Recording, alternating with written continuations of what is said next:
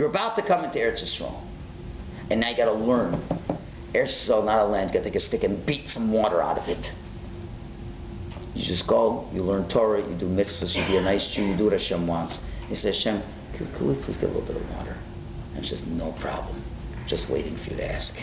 Whatever you need, I'm going to take care of what you want.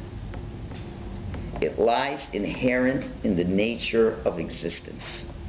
Deep down in the nature of the world is the will to do the will of Hashem. Deep down, every blade of grass, every flower, every cloud, every clod of dirt is screaming out that it wants to do the will of Hashem. That's what it's all about. And the point was to show the people that deep down, that is natural for the world, and that can only be accomplished if you talk to the rock. If you talk to it, then I say, you know what, it's not even fighting you. Of course, it wants to do the will of God. Once you get a stick, they got to start banging. Then they say, yeah, the will of Hashem gets done, but you got to carry a big stick to make it happen. You got to fight with the world. You got to force the world to bend to God's knees. The world isn't fighting. The world is waiting to do it.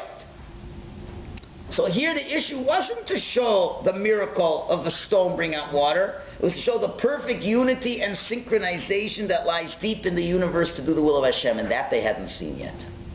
They saw lots of miracles. They haven't seen how the natural world wants to effortlessly, longingly do the will of Hashem. Okay? So, and if they can see that in the universe, isn't every Jew part of the universe as well? Then every Jew has to realize that I have a heart and a mind and an intellect, that we're given a mission and function in this world to do the will of Hashem, and I certainly and effortlessly can do the will of Hashem too. Notwithstanding the Yetzer Hara you have, notwithstanding the body that wants to sleep in bed all day long, doing the will of Hashem isn't as hard as the Yetzer Hara makes you think it is. So many times people tell me, I can't do this, it's impossible, it's crazy, this or that. And then after they do it, they say, you know, it wasn't that hard. Wasn't that hard at all. I was begging guys for years, put a keep on it, work, put a keep on it, work. And it's mamish, it was like Kriyas Yamsuf. It's like, it's impossible, I can't do it. People are going to think I'm crazy, it's impossible. I say, just do it. And you'll see. And every person who did it, without one exception to this rule, came to me and say, Rabbi, it was nothing. I wore it and nobody even said anything. One person said, oh, I see you got that thing on your head. And he said, yes. That was the end of the discussion. Was it so hard to do it? Was it hard, or did we put in our mind that it was hard to do it? It's impossible. Rabbi, it's impossible to keep Shabbos. It's impossible. It's the easiest thing in the world. God wouldn't give you anything that you... Now, so why do we think it's so hard? Yetzer Hara puts mind games. It's mind games. But any Jew who did a mitzvah, yeah, you may have to put effort into it, yeah. But somehow I don't see people, you know, the efforts people are making to watch the World Cup. People making big efforts. People are going to be traveling to South Africa to go on a 20-hour flight, just watch a bunch of behemoths kick a ball in the net. That's a lot of effort. Go tell a fellow to take a trip to Eretz Yisrael. No, that's a lot of effort. I can't do that. I can't go visit Israel. I can watch the World Cup. I can watch for a week. The big... What? Should have the World Cup. Yeah, have the World Cup in Israel. Then you know Mashiach's going to come. Right? I'm just saying, but what Hashem's saying, it's not so hard. You're going to go to this land of Israel. It's not going to be so hard to farm. It's all, but how are we going to keep it? It's not so hard. I made it easy for you. It really is. I have a Yetzer Hara that's convincing you otherwise. Ignore him. Oh, but it seems surreal. That's part of your free will choice. But at the end of the day, if you do it the way Hashem asks you to, now if you don't do it the way Hashem asks you to, then if we know there's a rule. If you find Judaism difficult, that's not the Judaism God told you to do. If you think Judaism means I fast 3 times a week and I can't do this and I can't do this, and if you're miserable, that isn't God's Judaism. That's somebody else's Judaism. It ain't God's. God's Judaism, is only peaceful. It's only pleasant. It can't be otherwise. Effort, yes, you have, but anything you like doing, no one ever feels is an effort. You could see women, boobies who are cooking up before Pesach for 3 weeks, and they're loving it as much as they love to complain, but they're loving it. You say, it's really hard, let's go to Florida. No, I'm going to make it. What do you mean? You complain, I really like it. Nonsense. They love it. They love it. Don't tell me they're doing it, they don't love it. They love it. If you love it, it's going to happen. Right? So how does that happen? That's what the Rashi is saying. Rashi is saying this is the biggest Chil Hashem that happened. They have to realize Chil Hashem means there's an absence of the acknowledgments of God's presence. The Jews are going to go to Israel thinking, going to Israel, we're going to have to whack it around. Oh, it's going to be a tough job going to Israel. Whacking that earth, getting the water out of there. And that's just as hard as it is for me to get up for davening. And it's hard to keep whacking myself, because I really naturally don't want to do the will of Hashem. And that's the problem. And that was the whole point. Now, how did Moshe supposed to accomplish this? He's supposed to go over to Stone and says, how are you this morning, Mr. Stone? I have a little job to do. God has given me an amazing mission to get water from you. And then the hecklers start heckling.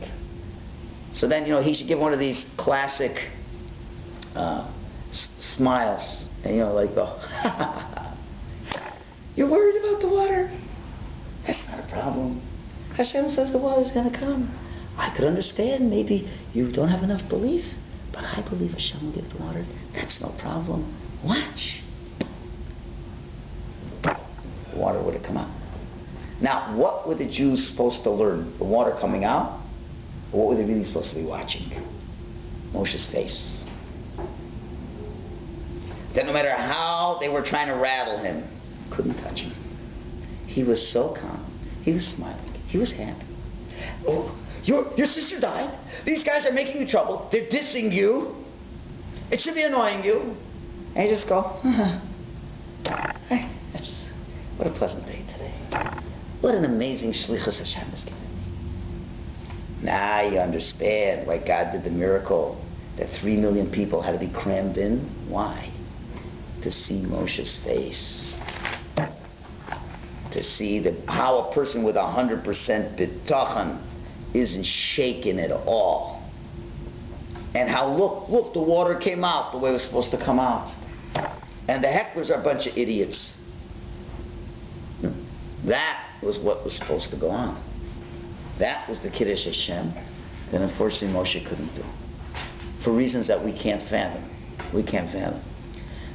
So there's still another part to go, but you already got the take-home message. The take-home message is so clear that if you're not happy in what jobs God's given you, deep down you don't have confidence in the mission. Deep down you don't have bitachon in Hashem. And Hashem challenges you every day in this area. Every day in this area. God gives you a child that's very difficult to raise. Right? So who else did God give the mission to if not to you? If you want to give it to somebody else would have had the kid. Right? So why did Hashem give you this kid? Why did Hashem give you this kid? Because you're the best one in the entire world to raise this child. And you have the ability. Now does that mean you're going to succeed and the guy's going to grow up to be a doctor? No. All Hashem wants you to have him grow up to be is a nice, God-fearing Jew. And how's he going to see it? How's your kid going to see it? By the simcha on your face.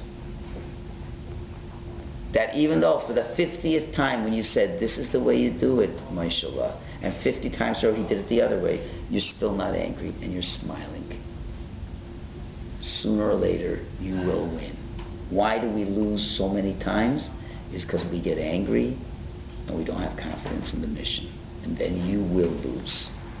And all you are then is doomed to suffer the rest of your life. That's it. Either you're going to come to terms and say, I failed so many times, so the next mission is to get up and say, I'm going to stop failing. So much damage has happened in the past, so your new mission is to fix the damage by changing your attitude. So there's no to say, well, I had my chance and I messed up and now, it's too late. There's no such thing. There's no such thing as too late. Because God, if it was too late, God would have taken you out of the world, so I have no need for you anymore if you have no more missions. Once you've done your job, God takes you away. So if you're still here, that means He needs you to do something. So even if you failed in the last 12 missions, so now you're alive today at age 50, and there's something else coming. Here's the next mission. So at least learn from your failures and say, listen, I didn't do so well in the last ones, and I really messed up on those. Okay, that's the past. God gave me a new mission, so let me go and work on the new mission with the new attitude. Right? So I think as much as it's very sobering, but one has to feel that, but then I still can win in the future. I still can win. And even if you have to go to them and say, I'm really sorry, the attitude I've been dealing with you lately has been the wrong attitude. I'm changing my attitude. You have to be humble enough to do that and say, from now on, you're only going to see a smile. But you can't just stop and say, I'm going to put on a smile. You got to go back into yourself and say, let me go over now. Hashem is giving me a mission. What is the mission now? The mission is to do this. Okay, that's a hard mission. I know it's a hard mission. I never did in the past, but I know Hashem has given me the ability that I can do it. And if I can do it, I must be able to do it. I have the tools. There's no such thing. Failure is no option unless you booby-trap it. It has to succeed. Now, again, you can't go with your self-conceived notions of what success is. You must go and maybe ask them and say, how would God qualify success in this situation? Success doesn't mean winning. Remember, winning and success are not equated with each other. You could have a team. There are teams in the World Cup, and I'll tell you right now, some teams, they're just not going to win. So what would success be? That instead of losing all 3 of their games, they tie. If they would tie 1 game, that would be a success. The best they could be would be to tie. But we don't live in a world like that. We don't live in one thing. Winning is everything. Anything else doesn't count. And that's not a Torah idea. The Torah idea is using all the talent that God gave you is everything. And after that, it's not your bother to worry what happens. Right? There's questions? Yeah? Yeah, so I just have a point. So the fact that Moshe failed, so it could be a lesson for us, 2 lessons. One, that we shouldn't feel so bad if we fail, because if Moshe didn't fail, Yes, that's true. But I just think, don't you think we would have learned the lesson better had Moshe not failed? No, because when people don't fail, you don't notice it. When things go right, you don't notice anything. Only when there's failure do you realize what it's all about. And he did fail and resulted.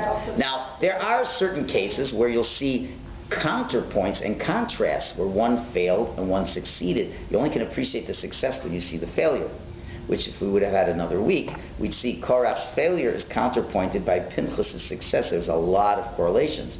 But there's got to be failure to see where the problem is. But the point is, since God already has had somebody, what do we call a foolish person? A person who doesn't learn the lessons of history is doomed to suffer those again.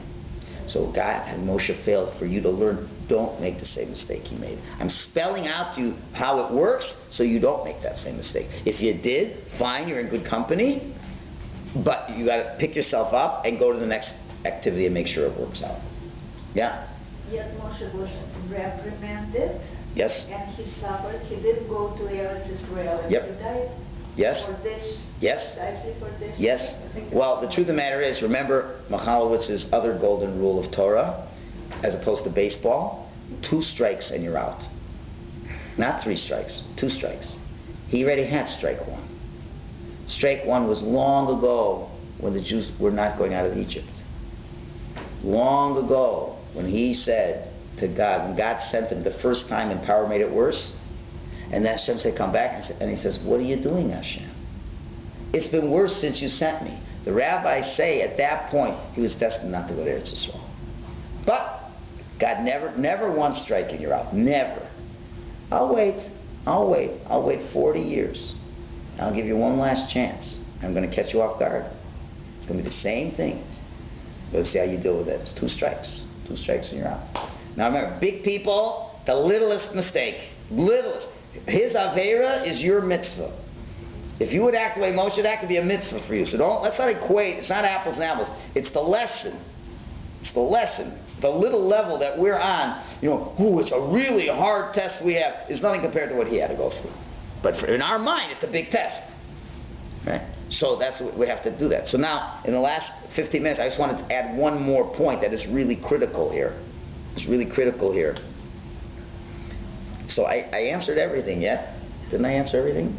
Why did Hashem make this scenario happen? Right? We said, why couldn't Moshe just get up and say the water's going to come now from me? No, Hashem made a difficult scenario to bring out a precious lesson. And that was why God crafted the whole situation to be like that.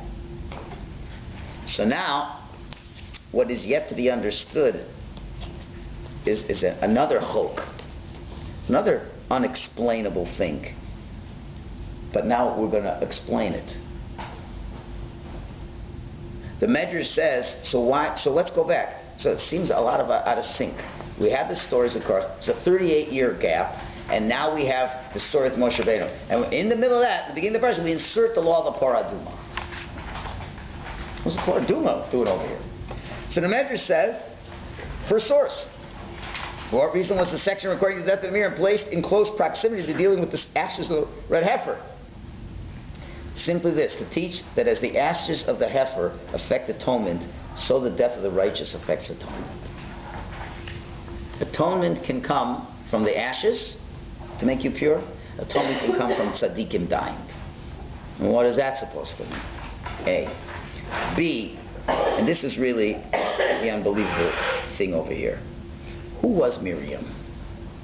Who was Miriam? What did Miriam represent? And what was representative of her loss, of her death? Miriam comes from the word mar, bitter. Miriam also means that she has the capability of making the bitter sweet. That which is bitter is sweet. And there's a bunch of midrashim that I'm not having time inside to go through, but they're all on the second page. The small midrash rabbis all over the place. We know that Amram, her father, divorced their mother, and all the great Jews followed and divorced their wives to not bring any more Jews into the Holocaust of Egypt. We're going to bring more kids into Egypt, just get thrown in the Nile? It's crazy. We're stopping. No more kids. No more kids. And we know that the famous medrash that Miriam said to her father, your decision is worse than Paro's, because Paro is only killing the boys and you're not even letting girls come into the world. She convinced her father to take back her mother, and they got married, but they didn't just get married. The Medrash describes how Miriam was singing and dancing, and it was like people getting married for the first time, the biggest singing and dancing in this Holocaust-like conditions. Because Miriam had that bitachon in her shlichus. How many people could say, listen, all I know is we're under Holocaust-like conditions, we can't bring children to the world. And Miriam said, what are you talking about? God says to be fruitful and multiply. He didn't say when and where. You have to be fruitful and multiply, that's all. It's the will of Hashem. It's the will of Hashem. We know the will of Hashem, they're going to get killed. That's the will of Hashem. But they're going to get killed. God didn't ask you to bring kids in the world they're going to necessarily live. He says you have one job, to bring kids into the world. That's all. That's your job. They're going to get killed. God didn't say how and when and if and this and that. He said go bring the kids into the world and do it with simcha. But we're going to lose. I didn't ask you if you're going to win or lose. I asked you to do the will of Hashem. Finished. Do you know what God's calculations are? How many souls have to come into the world before Mashiach comes? Maybe the soul only has to live for a day. Do you know what God has in His mind? That's the biggest problem. We already decide what the missions could be because we're infinitely cleverer than God. God forgot a few points when He gave the laws of the Torah. Yeah, God, that would make sense, but... Oh, you're smarter than God. Oh, I see. Okay. Do you know what happened? You know what esoteric souls are floating around that need rectification? I don't know about that stuff. Well, just because you don't know about it doesn't mean it's not existing. You know how many souls that have been lost by the generation of the flood and the generation of the Tower of Babel and the generation of Enosh that have not been rectified, and their souls are going through without any rectification, and maybe part of that is just coming into this world for a few moments. All that stuff that's beyond my knowledge. That's right, you admit you're unintelligent, so what are you arguing about? Well, I don't understand it, so what's your understanding worth? When there's a God who tells you otherwise. That's the tension in life, isn't it? That's your brains that says, I can't, this is a job I can't do. Who said? That mentality would have meant Moshe never would have been born, the Jews would never have left Egypt. Miriam had rock solid bitachon. Rock solid. And that brought Moshe into the world. And then when he's brought into the world prematurely, and then when it's time to put the baby in the basket, his father gives her a smack and says, "No, what happened with your good fortune? What's your whole great prophecies? You think anything's good? Look, he's going to die now." And she goes and puts the baby in the basket, and she's watching to see how God's going to save this baby's life.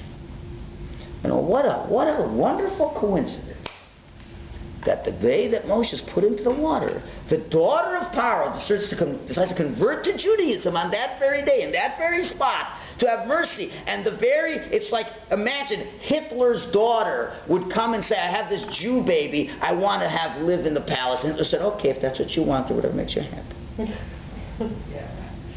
That's what happened. Well, who could ever have thought that would happen? God said, "I didn't ask you to know if it could happen. I told you what to do." And with simcha. Now, it could be that this baby would be killed, and it's also with simcha. Because God wants it this way. I don't understand. No, God, you don't understand. Let's leave it. You don't understand. Okay? And let's end it at that. Why do we become so unhappy? Because we don't understand, and we don't allow our lack of understanding to make us happy. We don't have any trust that God knows what He's doing. None. When you boil it down, why did God put it in this way? Don't you know it's for your best? No, I can't. So, you know, you're thinking better than that.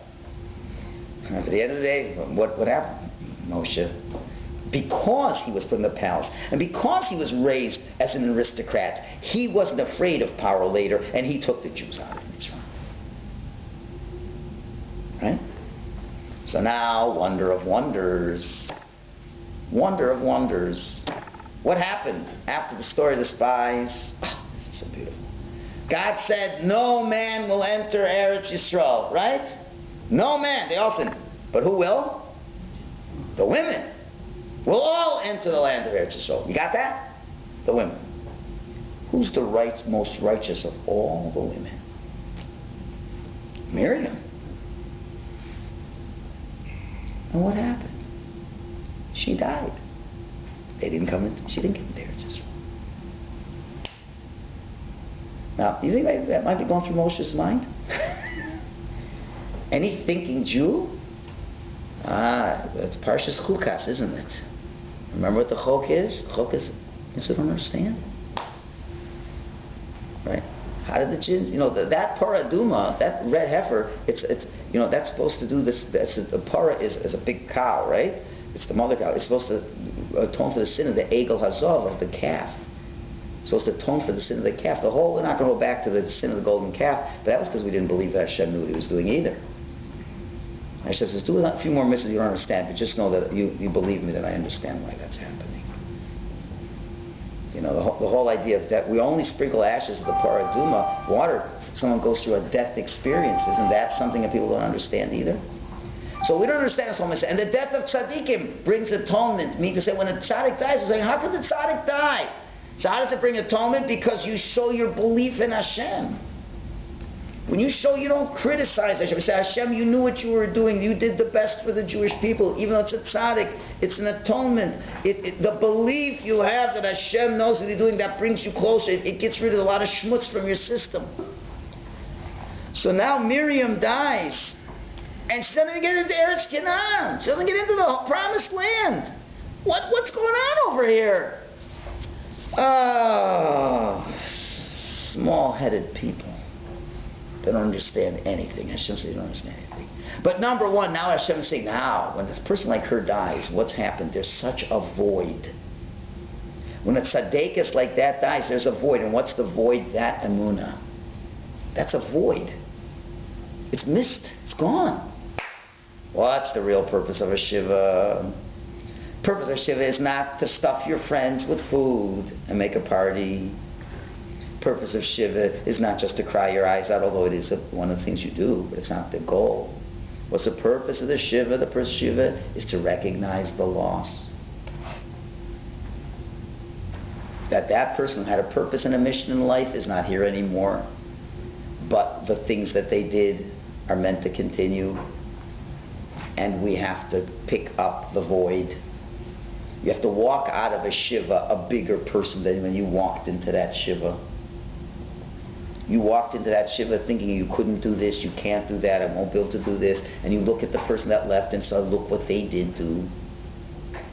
And that you should leave a shiva house with a tremendous amount of simcha afterwards.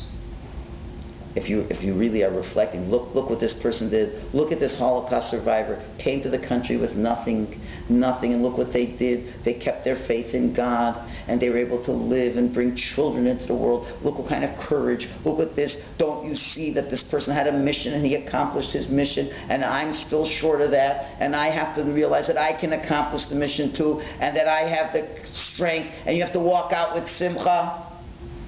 So then what is that? That's what you're supposed to do during the Shiva. So some people think about it, and some people, God makes them act it out. And who was that? That was Moshe's Shiva for his sister. He says, you want to honor your sister, you want to honor her, go act like her now. Do what's missing, do what we need. We need someone who has complete bitachon. Go bring the water back the way your sister would have brought the water back. And that's going to give honor to her name. Hashem doesn't usually ask that from people. From Moshe, he did. We're not forgetting about your sister. We are bringing her memory, we're evoking her memory to the realities. That's what you have to do, Moshe. Just like your sister did it with a smile. You got to do it with a smile. And you can imagine what's going on. Moshe says, totally, this is beyond. But the most interesting thing of all is that where were they at this point? Kadesh, which is in the region of Moab. Now we know there's 7 Canaanite nations, and that becomes the land of Canaan. Moab is not one of them. But if you recall back, and it's a little squeezed in there, source number 9, it's a little itty-bitty source there. When God promised Abram the land of Israel, he promised him 10 nations, not 7. 10. It's right at the second page, the lower left-hand side, source number 9. There are 10 nations mentioned when God put the covenant between the parts. He said, you're going to get, your people will inherit 10 nations. 10 nations will be Eretz Yisrael. There are 10 nations then, but he gave them only the territory of the 7 nations. And the other 3, Edom, Moab, and Ammon, or the Kenites, the Kenizzites, and the Kadmonites, will only at some future time become Israel's possession. Because the land of Moab will once again be Eretz Yisrael. Even though we only said the 7 for now. So what was happening? When do you think those other 3 are going to become part of Israel? When what happens? When Mashiach comes. Now you understand what's happening here. So where did Miriam die? In Kadesh, which is Moab, which is or is not Eretz Yisrael. Not yet. But it will be. And it would have been that day had Moshe not hit the rock. Had Moshe spoke to the rock.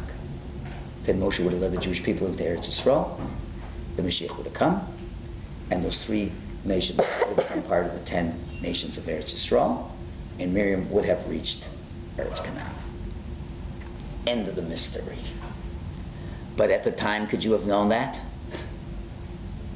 At the time, you couldn't have known that. And that's what always works with God. Oh God, if you only would have told me that, then I wouldn't have doubted you. But that's the whole point. If I only told you, then you didn't do anything. You didn't accomplish anything.